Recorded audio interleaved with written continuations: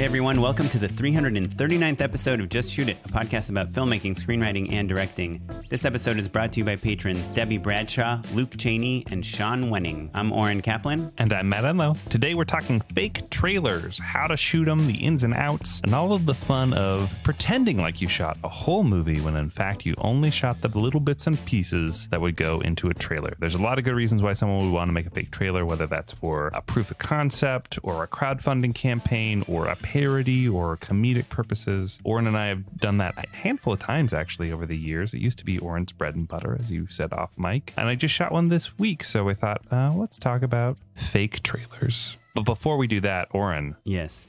I've been dying to know, what have you been working on lately? Well, Matt, thank you for asking. I've been pitching and I've been doing a lot of VFX work. It was a pretty fun pitch, but the client is really sensitive to basically the client, what they make is illegal to sell to children. It's not cigarettes. We're pitching on a comedic commercial and they really want to make sure it does not seem like it appeals to kids.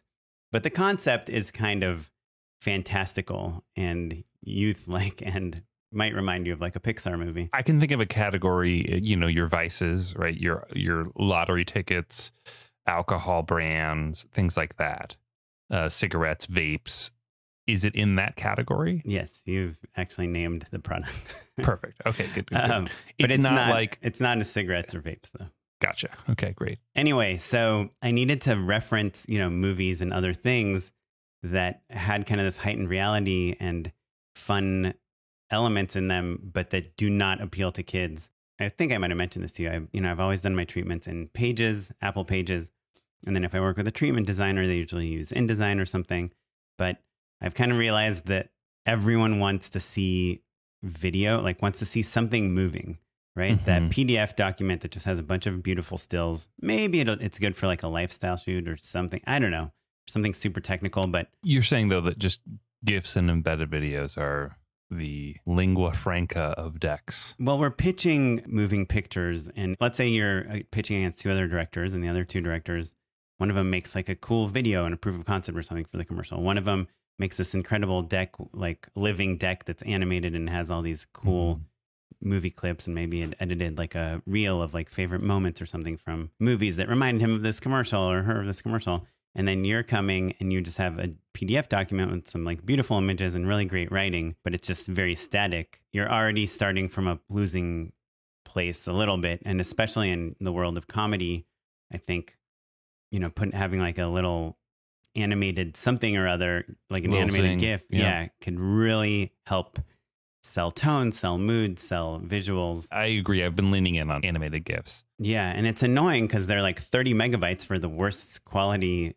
2-second clip you've ever seen. And significantly more work. Like all of a sudden now I'm like, okay, well, I'm downloading a YouTube video and then I'm editing it and then using GIFGum, which is a previous unpaid endorsement of yours, to like animate it. So my workflow for it is I download movies, TV shows, commercials, whatever, videos that I make myself even, and I put them all in Adobe Premiere. When you say videos you make yourself, do you mean you animate something in After Effects or Premiere or something like that? Or you mean you shoot something? I shoot something, or I use stuff from my own spots, or I use like an animatic. Like a lot of times in my treatments, I like to talk about the process, because when you're working for a client on something that you did not write, and I imagine this would be the same with like a studio too, if you're pitching a movie or something, they want to know that you're collaborative, right? Mm-hmm. They want to know how you work. And it depends. Maybe if you're like, Paul Thomas Anderson or something, people just want you to go and do your own thing and they don't care how you do it. They just want, yeah. But, the rest of us that are more like working, all together and listening and taking notes and input and everything, we want to show people that like our process is really open to input from the invested parties. And so a lot of times in my treatments, I talk about how I make animatics or how I make storyboards or how I do various things to show them what it's going to look like, to make sure that when we're on set, people aren't like, oh, what? No, we can't shoot it like that, because on set, we don't have time to completely change things. So I take my animatics, or I'll do things like that, and I'll put them in my treatment, like on a page on process or on how it's going to go down or how we're going to pull this off. Do you ever recycle any of those assets? Yeah. I mean, I did this like 5-Gum commercial where this Twitch influencer, Lily Pichu, she's playing this video game, the Avengers video game. there's this character in it, Kamala Khan, that she like hits the ground really hard with her giant fist. And in the commercial, like it shakes the entire room and everything goes flying up in the air in slow motion. And the way I shot it, and if anyone follows me on Instagram, I'm sure they saw, is I just had everyone on the crew like pick up an item in the room, and I just rotoscoped them all out, you know, in post to make it look like things are flying in the air. But anyway, so I take all these videos, I put them in Premiere, and then I just set in and out points, you know, and just export animated GIFs from Premiere. You export GIFs through Premiere rather than using GIFGun and for treatment. I would use a GIFGun if I was making a GIF for my website, somewhere where I care about how fast it takes to load. Because GIFGun can make like a great looking 6 megabyte GIF. And in Premiere, that same GIF would be 16 megabytes. Yeah. But with a treatment that I'm putting on Google Slides, like a slideshow or a deck that's made on Google online, it can be a 20 megabyte GIF because, first of all, I think the way Google Slides works is it preloads all the remaining pages. So you just have to, if you're looking at the first page, it's already loading the GIFs on the second and third page. So it's just, I think, a more acceptable way to look at a document. Like I would never send anyone a PDF that's 200 megabytes, but I would send them a link to a Google deck that had 500 megabytes worth of animated GIFs in it if it's spread out on enough pages. Does that make sense? It does. It begs the question, why aren't we just using InDesign? First of all, InDesign is just much more complicated. Like changing fonts and things like that is, you know, you kind of set up like, this is my header font, this is my title font, this is my caption font. And sometimes you want to change one and it's changing everything else and you have to unlink and relink. And it's complicated. The second thing is with the Google Doc, which I love, like I can work on my laptop. I go to my desktop, it's on my desktop. I can look at it on my phone and you can send a link to it and update it. Like, oh shoot, we got to change this thing out. You can update it like underneath people's having the link. You don't have to say like, please ignore that last PDF file. Here's a new one. I think you can do that with InDesign as well. I think you can send live links. Yes. Yeah, I think you can. Yeah. Yeah. But then also, you have to package it. I mean, I've done so many treatments where like the treatment designer's like, oh, I'm having an issue with InDesign right now. Do you have it? Can you export this? Anyway, so InDesign is great. InDesign is way better. If I was doing like a feature film movie pitch that I was taking to movie stars and top Hollywood agencies and stuff, I would probably do that. But Google Slides, I can go much faster, and I can like already, like even before I finish my writing, I just have my pages laid out. I send it to the producer who's like trying to figure out the budget, and he's already like looking through my things and even giving me notes before I'm even like done. So I like it. So I needed to find a scene where somebody is like sneaking in to a house that was comedic, but not creepy, made for children, not targeted at children. So I called you and you didn't answer. And then I called Andy Young because he's, been on the podcast. He's like a film encyclopedia, and he had some good recommendations like Ace Ventura and a couple other movies. But I realized if you go to Giphy.com, the animated Giphy is the secret weapon for sure. And all you not to pull the GIFs, actually to get ideas from where to pull the GIFs. So I typed in sneak, and it's like, here's this funny scene from Schitt's Creek. Here's a funny scene from Arrested Development. Here's a funny scene from this movie. You can even pull those GIFs sometimes, but I like the idea of being like, oh, reverse engineering, going back to the Schitt's Creek episode or whatever. Right. If you can find it. Yeah. Schitt's Creek, clearly not a kid's show. Also very funny, and also has scenes of people sneaking around, you know? Yeah. So it's kind of this idea I got, like use Giphy to figure out which movies have a good like car upside down scene, you know, whatever it is, because it's like a searchable image library of 100%. Pop culture. Yeah. So love that. Well, before we talk about me, Oren, I know that you're also doing a lot of VFX, and off of the mic before we started rolling, we were talking about a few of the shots that you're working on, and it made me wonder if you could throw out 3 tips for novice or just for filmmakers on how to make your VFX shots better once you get them into post. What are the 3? There's 3 no-nos that you named to me just in the moment, basically. That may seem obvious to people who do VFX, but may not be for people who don't do them. Well, so this movie I'm working on, there's a lot of screens, and I'm going to talk about production things. that what you mean? Yeah, exactly. That's what I'm saying. Okay. Yeah. When you're in the field, things to make it easier on your VFX artist. So don't shoot with the screens off. Yep. That's a great one. Right. I have made that mistake myself and made you do the shot, and we ended up reshooting them instead. It was much, much, much easier to reshoot them. Wait, sorry. But just to be, there's actually more specificity. If you're outdoors shooting someone looking like at a phone, then you can shoot with the screen off. If you can shoot with the screen just with white on it, that's great. If people are interacting and crossing in front of the screen and you can shoot it with green on it, it could be helpful as long as that green isn't making everything else in the scene green. So exterior, daytime, it can be off, would be okay. White screen. I'm going to put a big caveat with having the screen off in the day or wherever, because this is the problem that I ran up against. At the time I had an iPhone 10, there's no tracking mark. It's just a black mirror, pun intended. And so you don't know where the screen starts or ends. There's nothing to track onto. It's just one solid surface. So if it was off, what would you do then, Oren? Yeah, as long as the shot encompasses all four corners of the phone, or there's a hand holding it and the hand is not moving, I would use the hand to track the shot and the corners of the phone. But yeah, that it is hard to determine where the screen starts and where it ends if you have a black bezel around your screen, which is why just a white screen on is really great. And again, green is great also, as long as it is not coloring other things in the scene green, which it wouldn't exterior daytime. If you're nighttime interior or nighttime exterior, the monitor now or the screen becomes like a light source. And that's why it's really important to have it on, because otherwise the lighting is completely wrong once you put the screen in there. And also having it on is a great reference for the visual effect artist to know how bright things are. And it's an even greater reference for the cinematographer to know what aperture they should be using on the camera, like what exposure the camera is set to make sure that the screen is not blowing out.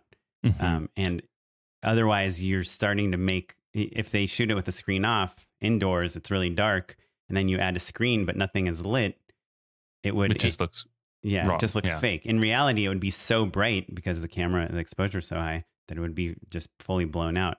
But now you're obviously not making it blown out because you're the VFX artist and you can make it legible. So anyway, long story short, have the screen on in dark environments is my recommendation. That's a good recommendation, and it also brings up a major pet peeve of mine that I'm trying to grapple with, and that's that I shoot a lot of commercials, and oftentimes, most of the time, in fact, I'm shooting a phone screen both as an insert and it's in their hands. I shoot a lot of phones over the last couple of years because that's the product shot, basically. And the VFX artists that we work with oftentimes will give me an unrealistically legible and clear and bright screen, and I'm always like, oh, that doesn't look how it would look in real life. But if you looked at the footage, the raw footage, you'd see that like there's a ton of reflections on it, and like even at a phone turned up all the way to its max brightness in a medium shot in a day exterior means that you can't see crap on that phone. And when that's your product shot, you need to be able to see whatever app we're advertising. And so I've had to like make peace with the idea that my VFX shots are for phone screens in particular are going to privilege the product and be heightened no matter what the reality of shooting those phones looks like. And so to me, actually shooting with the phone off so that you can gather all those reflections tends to be a moot point. And I've moved back to just like either white or green. And I know I used to really be pro screen off, but I've kind of shifted a little bit. And then tracking markers too. We've said this a million times on the podcast. Do not put like giant pieces of tape on the four corners. If anything, put tiny, tiny pieces of tape configured as in a square in the middle of the screen, not close to the edges, because as VFX artists, we have to remove those pieces of tape. And if they're covering stuff that's difficult to rebuild, it's hard. But if they're just in the middle of the screen, you can just kind of like clone stamp some pixels right next to them. but they're still trackable. The other thing, again, this is on screens. It's all visual effects, but just think about focus. Remember that your camera focus should be set to where it would be set to if the thing was in the scene, right? So like this movie I'm working on, a lot of the shots, the computer isn't that in focus, you know? Like the actors are in focus sometimes, or the desk is in focus, and it's really shallow depth of field, and they shot anamorphic. And so the director's like, this is a little blurry, you know, the screen. And I'm like, well, I'm just matching it to the computer. The computer's blurry, you know? So I can make it sharp, but it's going to look a little fake. Yeah. Yeah. So just obviously think of focus. And as a note, and they actually talk about this on VFX Artists React, the Corridor Digital show about VFX. It's better to shoot everything sharp and then defocus it in post than to shoot the thing that you think needs to be soft. Like it's much easier to push things out of focus than it is to bring things into post. So yeah, that's interesting. If you're ever like, wait, should we have focus here, this, just like, it's better to shoot your elements sharp. You know, if you know for sure it's going to be out of focus. Yeah, that's interesting. Your elements sharp makes me, obviously a plate is an element. So that makes sense. I guess I was like, if I was shooting like, literally an object on green screen that then we were going to add in or something like that. Certainly that makes complete sense to me. And I understand theoretically why a plate being 100% sharp would make it easier. But I guess I get a little worried that then things get lost in translation. Like I think of a plate as the blueprint, the guide. Yeah, exactly. Because I would be annoyed, frankly, and this is a communication thing and a time thing, but I would be annoyed if I wanted most things to fall off and be soft, but I shot it off sharp and then got the VFX back in 100% sharp. And then, you know, well, then your VFX artist is not good. It's pretty much or more likely I didn't communicate clearly to the VFX artist, hey, this zone needs to fall off, but we shot everything sharp for you to just make it easier on your life. You know what I mean? Yeah, but hopefully a VFX artist understands like how cameras work and stuff. I saw they were talking about The Boys on that show, and they, you know, when they shoot explosions and people in front of them flying, they shoot, they're not using green screen, they're shooting everyone in the same place. But they are shooting the explosion separately and the people flying separately, and then some people in the foreground watching like over their shoulders separately. And they said that they shoot everything sharp, even though these are layers, like, you know, the people whose shoulders are in front of the camera are like 5 feet away from the camera, and the explosion is like 300 feet away from the camera, but they're shooting them all in focus, and they're building these layers of depth. And let me ask you, and then we should move on because this isn't a VFX episode, but I like that very much. My rudimentary VFX expertise or understanding, I would, if I was going to do that shot myself, I'd be like, great, I'm going to do all these pieces, and then I'm going to throw some sort of blur on each of these elements, basically a 2D 3D move, right? Like slap Gaussian blur on the shoulder that's in the foreground or whatever, and just eyeball it, right? Yeah. I guess the right way to do, or the smarter way to do that would be to build it out in 2D, 3D, like turn them into 3D objects, put them right into the right spot, and then let the camera do the rest. What's the right way to do it? And is it helpful, more importantly, is it helpful to shoot a reference where the focus is where you want it to be for the final piece so that the VFX artist can reference the blur later? It's always helpful to get references of the blur and all that stuff. I usually eyeball that stuff. I don't use I sometimes use the Gaussian blur if it's like something super blurry, far out of focus in the distance. But if it's like a rack focus or something, After Effects has a camera lens blur that does a pretty good job. You can set it to like how many blades the aperture of your camera has, and it makes the bokeh, like the out of focus stuff, kind of accurate. But it's a really expensive effect. So if you're doing it on like 20 layers. You mean cycles wise? You mean the process? Like it takes a long time to render. But yeah, so I think, you know, if you're using like Nuke or something where you have a little bit more of a 3D environment built into your compositing software, you would do that. But yeah, I think it's literally just what looks good. So my last thing, and it'll be real quick, is like just be aware of your lenses and VFX. Like this movie I'm working on shot anamorphic. Beautiful lenses, but it's like total bananas, like on the edges of the frame. Like everything's distorted. And when you're adding VFX elements, especially things that need to go on and off camera, on and off the edge of the frame, in theory, they should match the distortions of your lenses. If you're using really wide lenses or anamorphic lenses or vintage lenses, just know that the quality of your VFX will depend on your lenses. And like, you don't have to do anything special, but just like know about it and maybe even mention it to your VFX artist before you shoot and see if it's a concern. Maybe you can do a test or, like you said, a reference to show how things distort differently at the edges of the frame. Yeah. References. Yeah. And also easy enough to get. Do you know what I mean? Yeah. So 3 random VFX tips. I have a million all solid complaints about how I have more questions about lens distortion, and I feel like I've heard a lot of people talking about chromatic aberration as their secret sauce for VFX shots. But maybe we'll talk about that in another episode. Yeah. I actually like to use that chromatic aberration is when I'm making a fake computer screen. Sure. I like to put a tiny bit on it. Just a kiss. Yeah. But yeah, it's way overused in like the AI art and then the like CG, 3D rendering world. I mean, not as an aesthetic. I mean, as a kind of like another way to blend things in the same way that adding the appropriate lens distortion helps merge your VFX with your... It's the imperfections that make things feel real.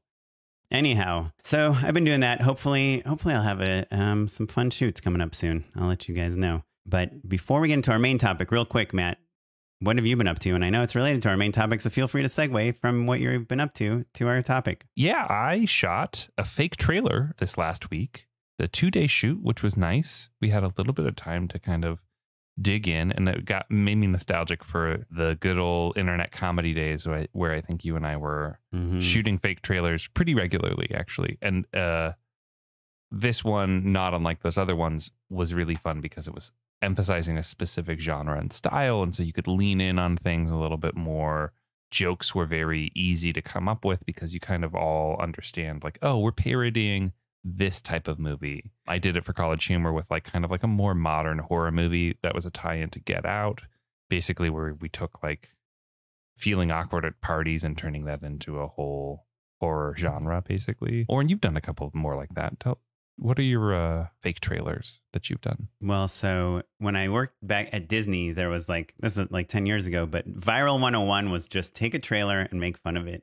So, we did like the Twilight Before Christmas, where Santa Claus was like a vampire and basically copied the Twilight trailer. But so you were lifting specific moments. There would be the moment where he's like, say it. Yeah, say it. Santa. You're right, exactly. Yeah. Because it's just so fun to come up with those things. And remember, I did all those Quiznos things. So I did like Star Tourage, which was like I did these mashups. Star Wars meets Entourage, and House of Thrones, which was like House of Cards meets Game of Thrones. And and so, so you pull things from one movie and, bring the characters of another movie. Like, what if the characters from Harry Potter were in Succession or something? Like, how would that be? Like, oh, they'd just be doing magic to like change stock portfolios or whatever. So, and it's like literally we would just make those and they would get like, at the time, 100,000 views, which was a lot. Now it's like any idiot gets 100,000 views, but we say that like I think that it's not true. That's not true at all, and it's just more that like, oh, every talk show, the Tonight Show gets 100,000 views on everything they post. Yeah. But there's just not room for sketch comedy on the internet anymore. It's weird because I feel like I came up just copying shots from trailers. I'd be like, ooh, this. We did that whole thing with Maze Runner where like this guy like slides, under this door that's closing and running between these maze walls that are closing in on him, and we just built the maze walls and we just closed them in on our guy, who was and it's like instead of this, it's a sandwich. Well, the Maze Runner was the Waze Runner, so these kids are using Waze to try to find their way out of the maze. Always screwing them over. Were you doing more of a genre parody, like more genre horror film? Exactly. Oh yeah, so I did that Charmin commercial where like the roommates are nobody bought toilet paper and it's like a horror film. But it's easier when you're more specific than that. But it's funny. In this one in particular, I got a little dogmatic early on and had to back off of like, well, are we talking like John Carpenter? Or are we talking Sam Raimi or whatever? Like, which are like pretty similar. in this grand scheme of like in the grand scheme of things, when you're just posting a fun video to the internet to sell some product, right. But like, and I did get pushback that was like, I referenced Mandy, and they were like, Mandy's too gross. And I was also like, okay, that's like they got the mainstream. Reference. Yeah. But the reason I mentioned Mandy specifically is because I was like, well, I can get some colorful lights and fog easy. Yes. And so the reason oftentimes horror trailers work well is because, for the same reason that horror movies work well, there are certain elements that are quite overt that are still affordable that get an emotional response from people. And whether you're doing that for fun, for jokes, or trying to actually scare someone, sound effects and darkness and a little bit of fake blood go a long way. Right. But were you trying to make it like purposely tropey? Like, hey, here's the bathroom mirror. We close it and someone appears, monster appears. Well, so that's what yes. To the first part of your question, we were trying to make it specifically tropey, but what tropes specifically we were trying to hit became the thing that sort of the thread that unraveled the sweater, so to speak, and took us a while to dial in on. And were you, was there a product you were advertising or something? Yes, there was. And that I'm just alluding to. I'm not saying specifically because it's still in progress. Is it a lottery ticket? No, it's not. 1 in a million you chance. You got the ticket. Let me ask you, when you are going to do a horror parody, do you hire the DP that you worked with 100 times? It's like amazing and you're really good at, or you have a great relationship with, and they can do everything? Or do you hire the horror DP? So I was lucky on this one. I went for somebody who I knew had done it before. He shot one of my previous horror pieces, the thing I did for College Humor and Get Out. So I knew we could do that style really well, but also he shot a lot for College Humor. And so I knew that he had a lot of versatility, because what ends up happening when you're shooting a fake trailer is that for 2 setups, you're in a bodega, and then you move the camera around and you've dressed the other end of the room to be, the president's office or whatever. And so you need somebody who's nimble and quick and gets it and can make it feel like everything makes sense together. Like it is actually all gonna be in the same movie. But at least with this one, part of the fun was like, what movie has all of these elements in it? Like we were really going hard in the grab bag of like, we're like giants or like kaiju style fights over a miniature city in one moment, and then, neon fog in another moment, and then a clown or what, all, and these are all sorts of crazy stuff. The same movie? It's all supposed to be the same movie. Yeah. Yeah. What I find hard with those things just reminded me, like one of the biggest issues I would have is we would have enough money or time to build like 3 of the 7 sets we need. And then we would cheat one with like sky or whatever. Yes. And then we would do green screen, and then we'd edit it together with the green screen. It would feel great, look good. And then we'd go do the VFX, and we're like, this sucks. It went from like a pretty high production value product to a pretty cheesy looking video. Yeah. Did you have any green screen, or did you do any of that stuff? We did, but it was all kind of intentionally, knowingly, winkingly green screen. Yeah, for sure. I was curious, Oren, when you were shooting, locations was a tricky thing. We found there's like a handful of standing sets in Los Angeles. This is one of the things that's the most fun about Los Angeles is like, you can go to a location that's customized to have a jail and a hospital room and a classroom all in the same location. And so every once in a while you're like shooting a sketch series or something an anthology, something really eclectic, and it lends itself really well to these fake trailers. And you kind of end up writing around it a little bit. You're kind of like, well, we've got this prison cell. So we went to a new spot called Avenida Studios. They've only been open for 6 months. They were awesome. They rolled out the red carpet for us. And were you doing yours, it was a comedy, right? Like you're making fun of trailers. Yeah. So yeah, definitely. Yeah. I think in the intro to this episode, we were talking about when you would make a fake trailer, and you had brought up maybe as a proof of concept, or you're trying to sell your sci-fi film or your drama or something else like a rom-com. Have you ever done that? Like been part of a fake trailer that's not making fun of trailers? Because making fun of trailers is just much easier, and you have all these cards, right, that are making jokes, right? Like right, text yeah. In between, and you are trying to follow that 3-act structure of a trailer, but you're kind of making fun of it as well. Right. But when you need to make something that's not comedic or that's not a spoof, it's harder. What's your experience with that? Yeah. So my breakout web series, we'll say, Squaresville, which is about 10 years old now. We kickstarted the first season, and we needed footage. You know, like I'd cast everything. I just needed a little bit of money to get it going. And I'd written this fake trailer based off of the first handful of episodes that I'd written. I was like, okay, well, I'll pick and choose things a little bit. And I added a few little scenes that would sort of hint at the tone and vibe and scope. And then it was one of the first things I'd ever really done, you know? I think about it all the time because I knew so little that I was kind of always surprised that it cut together even, you know? Right. Like, oh, this worked. I can't believe it, because now I know all of the mistakes that I was, you know, I was just kind of like blindfolded and teetering along the edge of a cliff for 2 years. The thing that you realize very quickly is that it's hard to have actors give you one line, oftentimes the most important emotional pivotal line of a scene or a series arc or whatever, without just shooting the whole scene.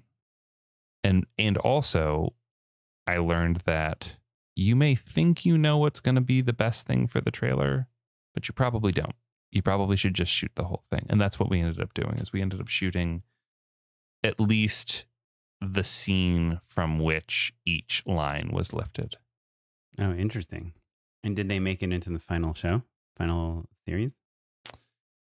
Yeah, they did. So what ended up happening is that I would do kind of like longer form hero episodes, and then I would do what I called mini-sodes, which were just like little vignettes that were meant to be 1.5 minutes long or so. They'd probably just be a TikTok now, that weren't nearly as story oriented. And those were the ones that basically I shot and then used them as Kickstarter incentives. So whenever we hit a certain threshold, I would release a new mini episode.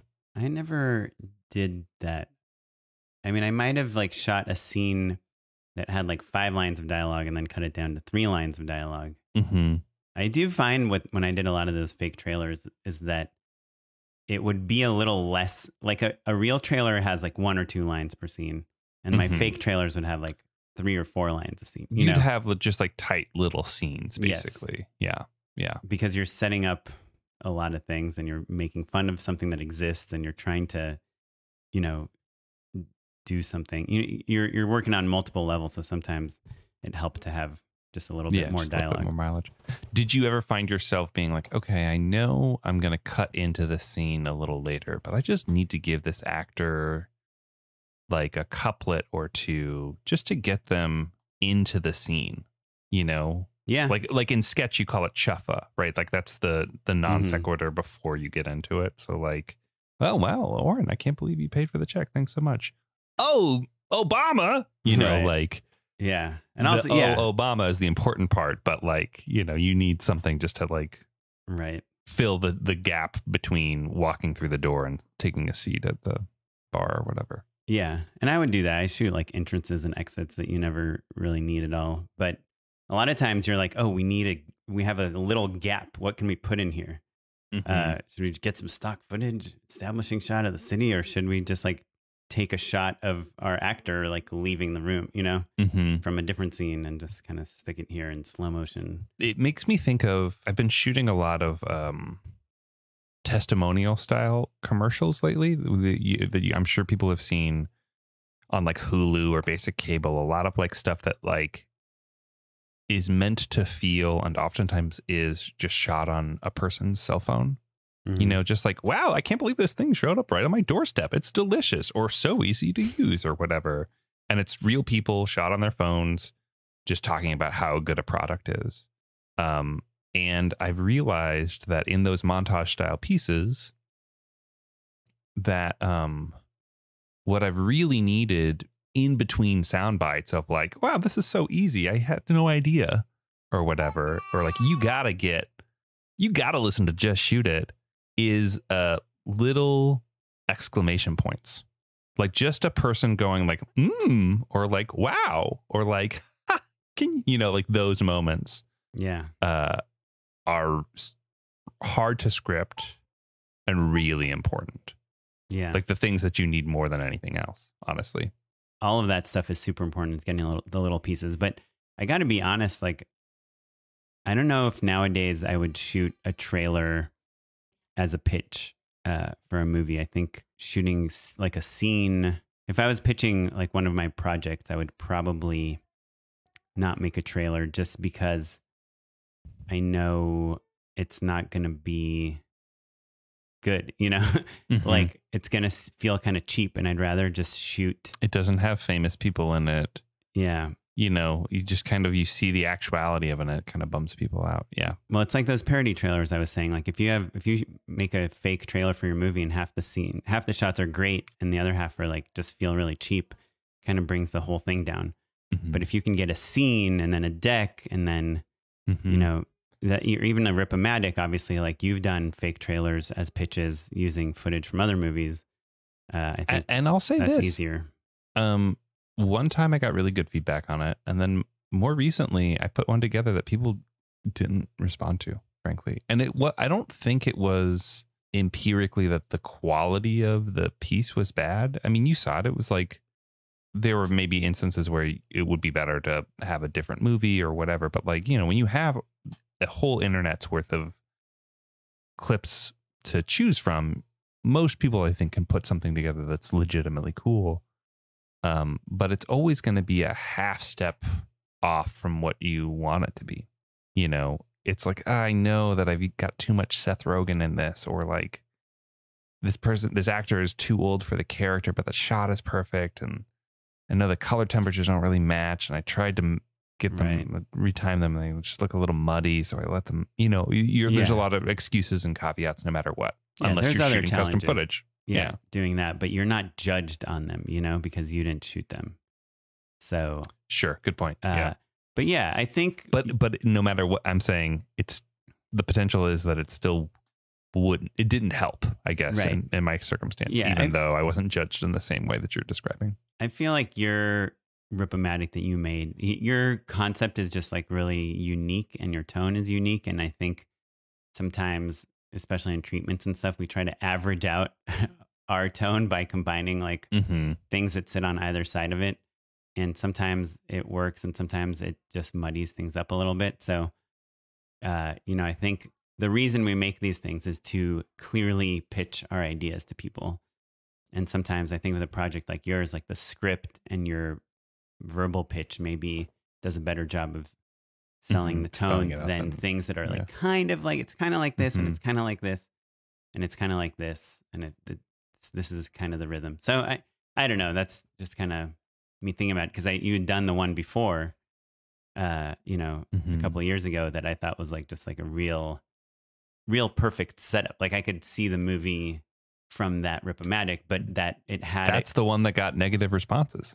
The gun one? We bought a gun? Oh no, that one did. That one got well. Yeah. That was well received. Yeah. I think what worked about that one is it was a little more like a dark Apatow film or something. You know, like you could kind of describe it in like 2 words. And I think your new movie is like, it's a little bit of like genre bending in a way that I don't think you have a ton of great comparables. Yeah, and just to get specific for listeners so that we're not too vague, to your point, I think you're averaging all of the different elements out. And my film, I call it a comedy horror because it's funnier than it is scary. But as soon as you put one shot from any horror movie, even if no one's getting slashed and burnt or whatever in it, it does cast an aura around the rest of the piece that just feels like, oh, this is scary or this is dark or whatever, even though that's not exactly what I'm aiming for with the film. So we'll see. Yeah, it's tricky. And I think trends change too. Like when you had that kind of killer and Rip-O-Matic that everyone was excited about, it was like a time where people hadn't seen like a million of them, you know? Now I think you've seen so many. I mean, me, you know, I've been like boasting about my awesome PDF treatments for years. And now today I'm like, those are boring. It's over. Yeah. So things change. And I think a little bit about trailers too. Like, I think they're not as novel a tool to pitch as they used to be. And I think even in the comedy world, like as a spoof, I mean, from a guy that must have made like 30 or 40 of them, like, I don't know that I would watch one as readily as I would have back in the day when it was a little harder to make them. But now that we're kind of oversaturated. I mean, I think that there was that magic time in the internet where like you would see a trailer mashup, you'd be like, oh yeah, Back to the Future, or like, what if The Shining was a comedy or something like that, where people were just remixing video footage in a way that we literally couldn't have done. You know, 2 years before that. My boss at Disney cut this one called Must Love Jaws, and Steven Spielberg like wrote him a letter about how much he loved it. I mean, that's how special they were at the time. And it was Must Love Dogs mixed with Jaws, or Jaws cut as like a rom-com. Yeah, that's really fun. I'm gonna watch that. Anyhow, I know we should wrap up, but I guess just like some general trailer tips. I just want to be prescriptive for a second. Is just most of you probably know this, but if you are either cutting a trailer for something you made, your short or your feature, or writing a script for a trailer, or doing a parody trailer or a pitch trailer, just really remember that trailers have like a very specific structure. That they're their own genre, and watch trailers, study them, and like one of the best things you can do is just to start off with 3 pieces of music, 3 tracks that are going to split up your 3 acts of your trailer. Can I mention a trend in trailers that we thought about on this one actually? So as a result of the skip button on YouTube, now all trailers have a mini trailer before the real trailer starts. That's about 5 seconds long, basically. Like a Logan Paul type of thing where they're like, this is the coolest shot in the whole video. Now I think the Marvel movies are an even better example, where it's like you get Doctor Strange and the villain, or a tease at the villain, and like the craziest shot in the movie and the logo before the trailer, the trailer starts. And sometimes they'll even be like, the trailer for the new Doctor Strange movie starts now, or whatever, you know. I mean, if you want to maybe get a lot of views on YouTube, maybe something that's important, but I think... Well, but it is a filmic language now. So like if you're trying to make something that's meant to feel real for some reason, whatever that reason is, that is something that we observed. And again, because it was likely going to be airing a lot on digital, it was helpful for us for the same reason. So that it's helpful for Marvel movies even, you know? Yeah. So anyway, trailers, I love them. Well, cool. Well, Matt, thanks for talking to me about trailer shooting. I mean, there's so much we haven't covered. And I think between the two of us, we know quite a few trailer editors, and we should have one of them on. I want to have Adam Mays, who cut like every big comedy trailer, like all the Hangover movies and stuff. I'm going to try to get him on, because he's told me some crazy stories about what makes a good trailer, and how some movies are just really difficult to cut a trailer for, because that thing that we've mentioned before, no one in the movie ever says what the movie's about. You know, my wife's maybe her biggest regret about the movie that she directed that I produced, See You Next Christmas, available on all streaming platforms now. Go on iTunes, go grab it. Is that no one says like the premise of the film. Like, I keep coming to this party and seeing the same people every year, and it's great to watch them grow, and all of our lives have changed and evolved, and we only see each other at this party. Yes. Well, she's in the movie, so it's a very easy line to ADR. Sure, that's true. That's true. Oren, do you have a minute or two more for an unpaid endorsement? Unpaid endorsement. Yes. Unpaid endorsement. Oren, we were talking about pitching thing that we often talk about on this show. And you recommended a podcast episode of All the Hacks, where a man comes on to talk about what he calls the whack method, which is a way of just boiling down his pitching style into something super concise and getting it out in 3 minutes or less, basically. And it was a great episode. It was really helpful, and I think that all of our listeners should go listen to it. My endorsement is for that episode of All the Hacks with Brant Pindivic. But yeah, it was great. Thanks, Oren. And then my other one is for a musician who I discovered on TikTok. His name is Bradley Thomas Turner, and I actually messaged him to be like, hey, I love your music, and I'd love to use it in a video. And we've struck up a conversation. He's letting me use the music, which is really great. I'm specifically endorsing Bradley Thomas Turner. Like I said, like kitschy, fun, really great, really evocative music. But also, in general, I'm endorsing the concept of making friends with other artists on the internet, which is a thing that I have kind of stopped doing over the years. But like a lot of my best friends, separate from college, all of the people that I got to know in the scene out here in Hollywood, I was internet friends with them first, you know? And so I thought, dang, I should be messaging people whose art I admire more, because it's nice to hear that from people, and it's nice to, you know, have something to contribute to different artists and stuff. And so Bradley Thomas Turner, and just like, hit somebody up on TikTok if you think they're great, and like there's a way that you can work together. Like having an actual pitch, I think, is really helpful. I was like, hey, I love your music, I'd love to use it in this video, is that okay? But it was really nice. I love that idea. One of my director buddies, Mike Ashton, I met because I just saw his videos online, and I was like, these are so good, and I emailed him like questions about them, and then we became buddies. Yeah, there you go. And before you know it, you're like getting introduced to their different crew members, you're putting each other up for jobs. It's like yeah, it's like what we used to do. Yeah, networking's kind of like maybe a 4-letter word for some people, but also just like community building, helping each other, all that stuff. That's part of networking too. So it doesn't have to be bad. Anyway, those are my endorsements. Oren, what you got? Okay, 2 quick ones. There's a Twitter thread from this guy named David Wappel, Wappel. He's written like for some HBO shows and done some things, but the thread is called, here's a master thread of the 10 most common missed opportunities in scripts and screenplays from emerging or aspiring screenwriters. Ooh. And he, you know, there's a lot of these threads on Twitter, but I liked his because it was very kind of, he has like very succinct descriptions, like number one, not providing emotional glimpses into character. And then there's a Twitter thread you can go in to break it out to like what he means by that. You know, not creating dilemmas. My other endorsement is if you are putting in a pantry in your house. Oh, tell me more. Actually, I am.